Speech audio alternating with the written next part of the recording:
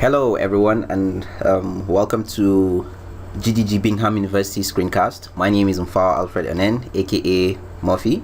And I'm Barka Fori, aka Boss. Alright, so today what we want to do is to show you how to install the Android ADT bundle on a Windows XP or Windows 7 machine. Now you can apply these on your Windows 8 machine and or even Windows XP if you have one, if you still do.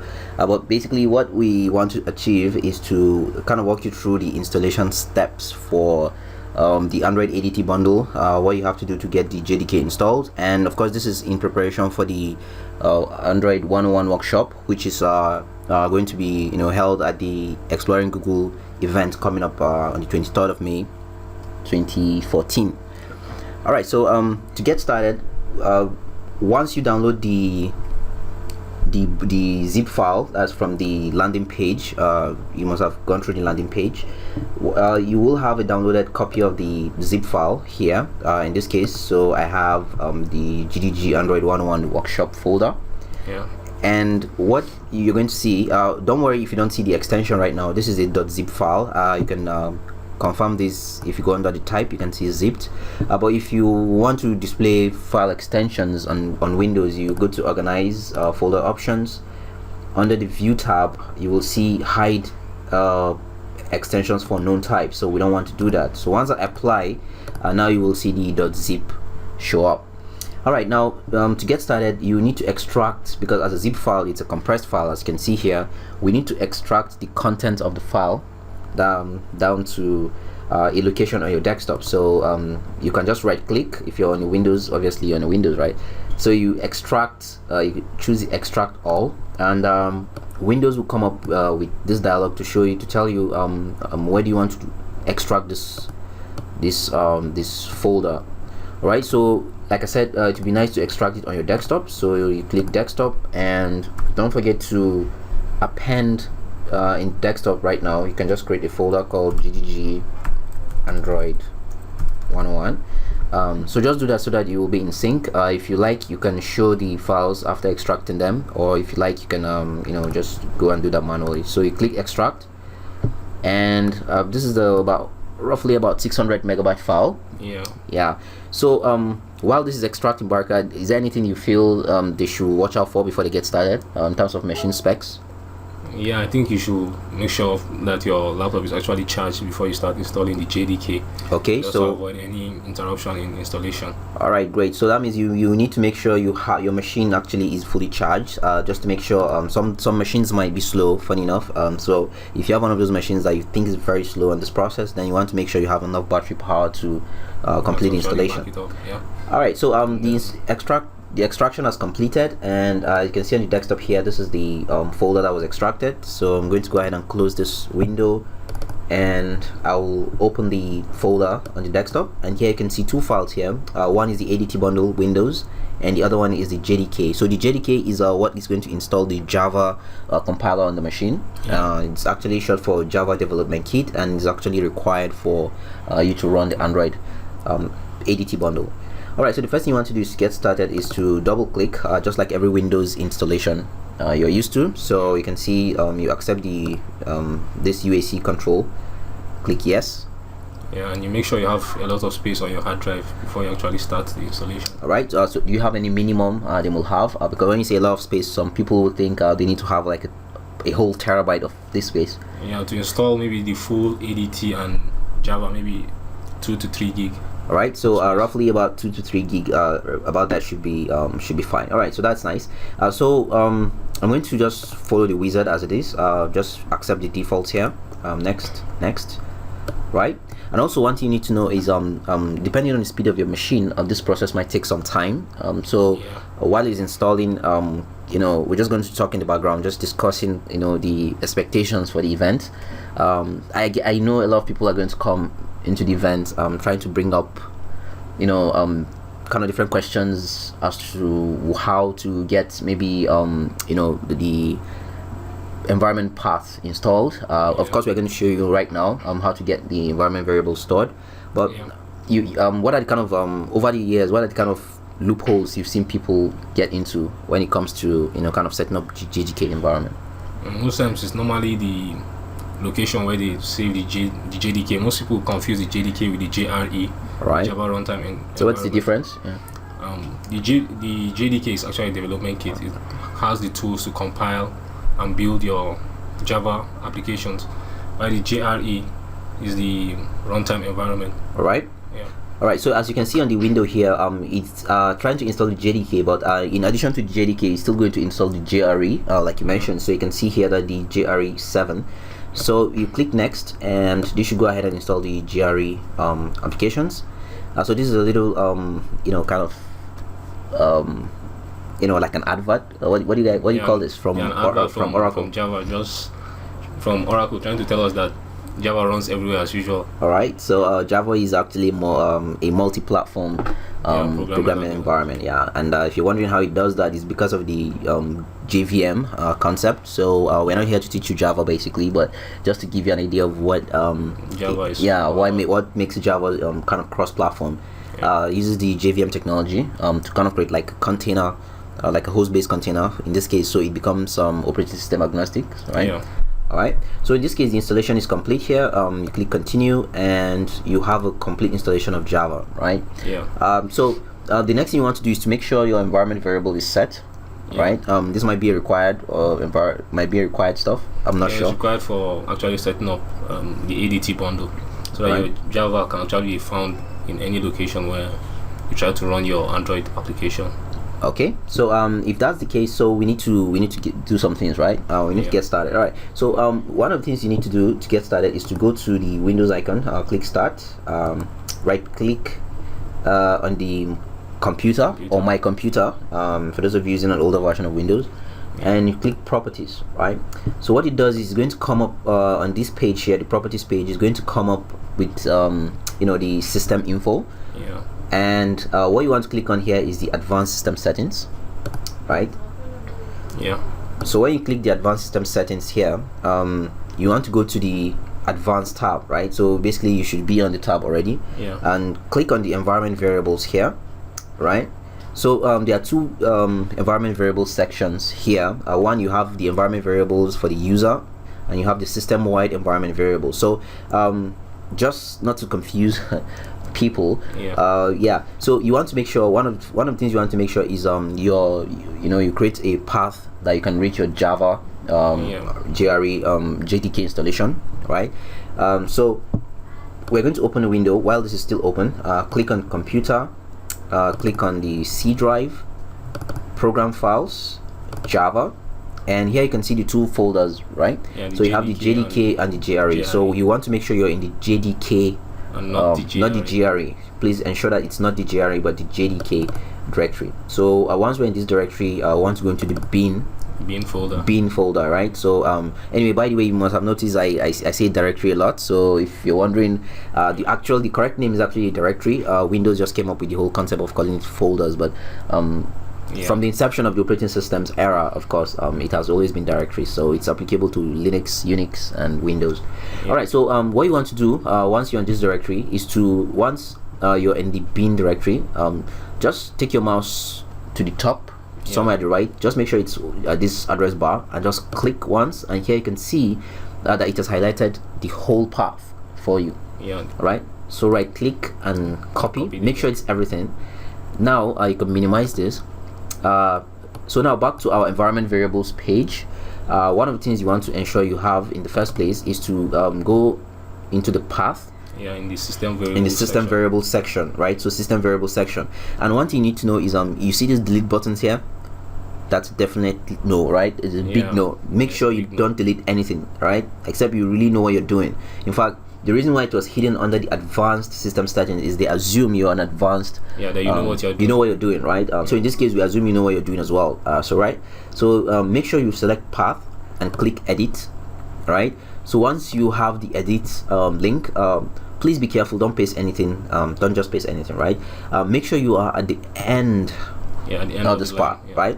just make sure you're at the end of this part. In fact, this is what I want to tell you guys, right? So I'm going to cancel out. Let me just give them an alternative, right? The difference between the user variables and the system-wide variables, you know, the way Windows works is Windows use is an account-based system, right? So every system will have an account of some sort. Like every user will have an account. So for every user, any variables that he adds under the user variables will be applicable only to that user. Right, but when you put it under the system variables, then it's applicable to all users on the machine, regardless of whoever is using the machine. All right, so for the sake of this demonstration here, and just to make sure you don't really screw up anything on your system-wide variables, we're going to create a new path variable under the user variables. Right, so you can see here we only have two variables. So you click on the new tab. So for the variable name, just type path with a P, capital P, path. And then just where you have the variable value, right click and paste the path you copied from your JDK, right? So once you do that, you click OK. Now you have an entry for path, right? So this should be applicable to just this user that you're logged in as, right? So this way it's even a good idea to make sure you don't screw up everybody's environment. All right, so you're going to click OK. I believe we need to set up the Java home environment variables, but for now this should do. This should just do. Let's just get started. All right, so I click OK. Just close out everything. All right, and go back to your Android 101 folder. And by the way, if you're wondering what that did, you can click on your start machine, start menu, and you type CMD. All right, so once you type CMD here, CMD is for command, and you type Java. All right, so if you don't have any errors and you see Java returns like this, then what you just did earlier was successful. Right. So I believe you can check the version of Java just to be sure. So you can do Java version by typing -version like this, and you can see that we're using the Java version 1.7.005. right? All right, so enough of the chit chat. Actually, we've spent so much time on the JDK already.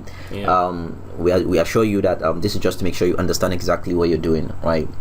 So we close everything here, and then you can see our ADT bundle is also a zip file in this case. So like you've guessed, we're going to extract all. This time around, we're not going to choose any location. We want it to extract on the same directory as it is, so we're not changing the path. All right, so please make sure you don't change anything here. So just click extract. All right, so it's extracting. All right, so you can see so this kind of puts everything in line as to what Barka mentioned, that you need to make sure you have at least 2 to 3 gigabyte of hard disk space. So you can see here, just by extracting this file is as large as actually 1.2 gigabyte of storage space. All right, so also depending on the speed of the machine, this might take a while. So instead of allowing you guys watch this as it expires, as it extracts, we're just going to pause the video and come back when it's complete, and then we walk you through from there. Okay, so you can see it's almost complete, about 20 seconds left. So like I said, it depends on the speed of your machine. Otherwise you're gonna spend some time here. All right, so and of course it's actually high time you guys upgrade your machines. Actually, if these days laptops are becoming cheaper, more powerful laptops, it's a way to upgrade your machine. All right, so it's done. Here you can see, please don't confuse the two. This one has it .zip here, and then this one does not. Right. So what we want to do here is to go into this directory. Here you can see you have two folders, sort of. All right, so one is the SDK, and then one is the SDK manager. So just don't worry, just copy this or just cut. All right, and then take it somewhere in your C drive. Right, so the best way to do that is to go somewhere in your C drive. Safe location where. Then where it's actually accessible. So I'm going to paste what make sure we kind of did cut, right? So it's supposed to move the content here, and I'm just going to rename this file. So I'm using a shortcut here, of course, Windows fanboys. You can just right click or rename, and then call this Android, right? So once you have that, we have the Eclipse, and what I would suggest you do is to right click on the executable here, and then click pin to taskbar, right? So this is your taskbar. So you say pin to taskbar, so that you have the icon for the Eclipse. The Eclipse is actually your IDE. This is where you spend most of your time writing the codes for your app, for your mobile application, your Android application here. All right, so once you do this, you're done with the installation process. Yeah. And the next thing you want to do also, once you have this running, is to actually start the right. So I can cancel out this. Right, so it's going to pop up a new page and say, hey, you need to register your JDK.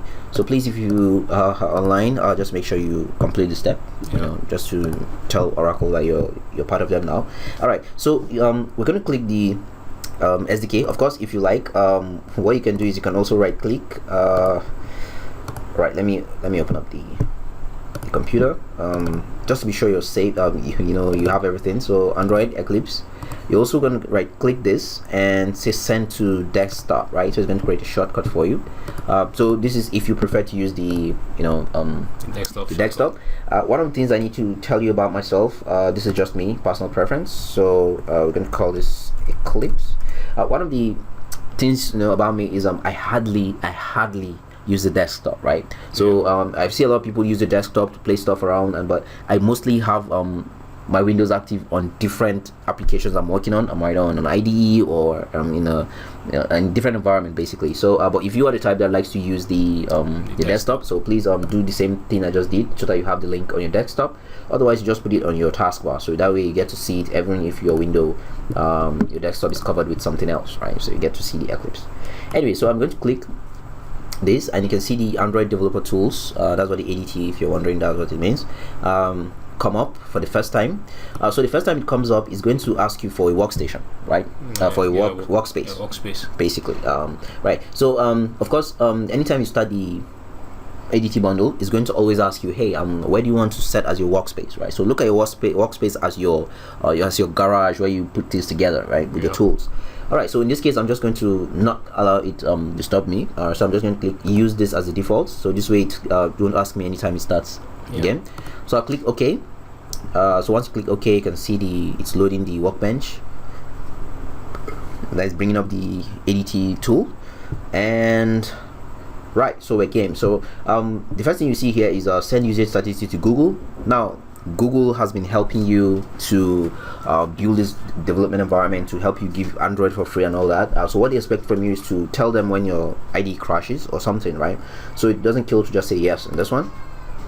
And now you can maximize your ADT bundle, and once you maximize it, here you can see some quick.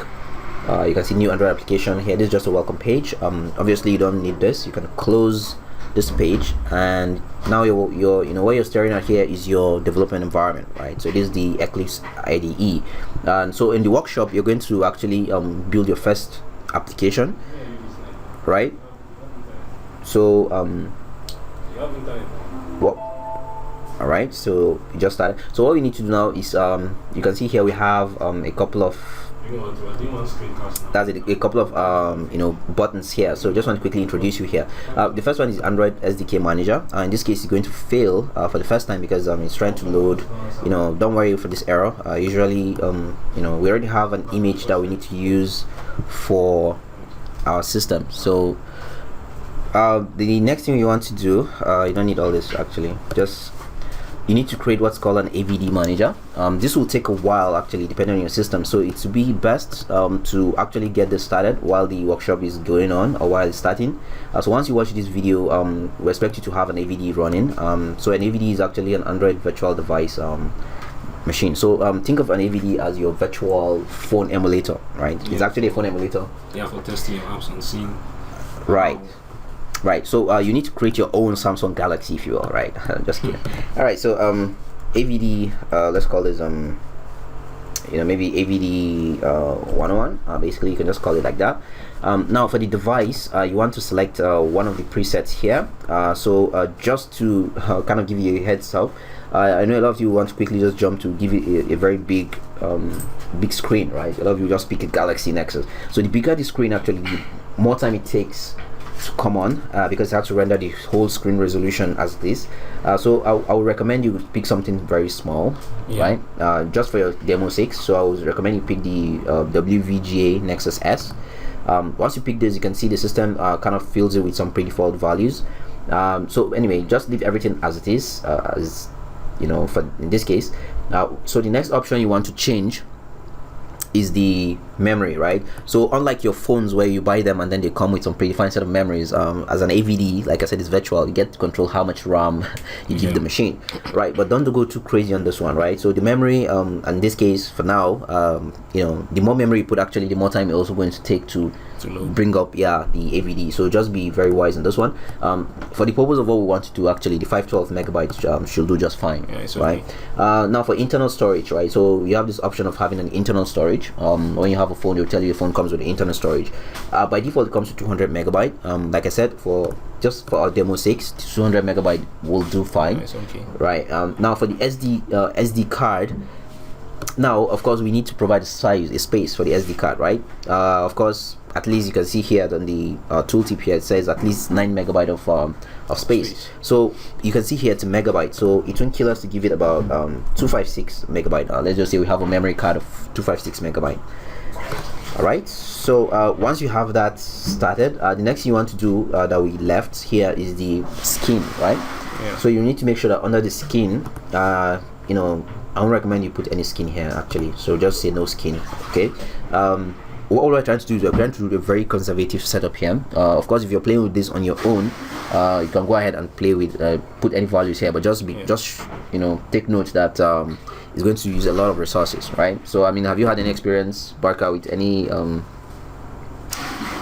just noticed that when you are developing apps for Android, it's good to put the settings at the minimum, so you know that if it runs for a device that has low RAM, low resolution, it will definitely run on something with higher RAM and specs. So actually it makes sense, because I mean you don't want to make it overkill. Not everybody can afford the HTC One M8 and all that, right? So some people will still want to be having an entry techno Android phone. So if you're building an application, you need to also get the feel of how it will run on machines with limited memory. So just try to be wise on this one. Actually, you have to put your users first. Yes, think about your user, right? So alright, so once everything is set, you can see our OK button is active, so you click OK. Right, so once you do that, you can see your AVD 101 Android 442 is ready. Right, so once you have that, of course you can select it and hit start. Right, so now it's going to come up with this window here. What I recommend is you also start small. Right, so what you can do is you can if you're like me, you can hit the scale and of course just change the scale here. So for instance, if you click launch, just by leaving the scale as is, you see a preview of the AVD window come up, right? So you can just look at the size and say, okay, well, I need the size to be like that, or I need the size to be something else. It depends on how how you want the AVD to be. Sometimes you want the AVD to be right beside what you're doing, so you don't want to make it too large to fill up the whole screen. Okay. So like I said, it's going to take a while to come up, depending on the speed of your machine. So of course we're going to stop the screencast at some point. It's just when the AVD starts showing. The rest is up to you guys to wait for it to come up, or we're just going to allow the AVD to come up. We're going to pause when it comes up. We'll just show you an example of the AVD, and then we round up the video. So the plan wasn't to really stay this long on the video, but we now figured it would be nice to really take some time to really kind of tell you what to expect. So you can see here that the this is the size of the AVD. Obviously there's no phone that's going to be this small, but what we expect from experience is for me, this is the best you can set, right? I mean, it's very good you set this option so that it's good, yes, for you to run, you have a faster run time, right? So don't get me wrong, this will take some time, but it's still better than actually having it look so large, without tweaking the specs of some sort. All right, so while this is loading, of course we're going to pause the video and come back when. Okay, so by taking a while, we really meant a while for this AVD to start. Now one thing you also need to know, what we found out, what is actually how the AVD works is the very first time it starts takes a very long time, right, to come up. But subsequently, as you started, the time kind of reduces, not by much, but at least it's clearing and all that. So anyway, but for now, you can see the AVD. The AVD is actually launches an image of the Android OS. So the idea of having the AVD is to actually, when you write your application, you want to quickly test it on an emulator, right? To see how it will look like when it actually gets to a phone in the future, right? All right. So here you can see the phone. We can slide to unlock. You can see here you just have a normal Android machine. So you can see this is the first time we're starting it, so we need to kind of accept. So we need to accept. You can see the clock. You can swipe by click and dragging, just the normal swipe actions. You can click this page here. You can just the basic Android tools, right?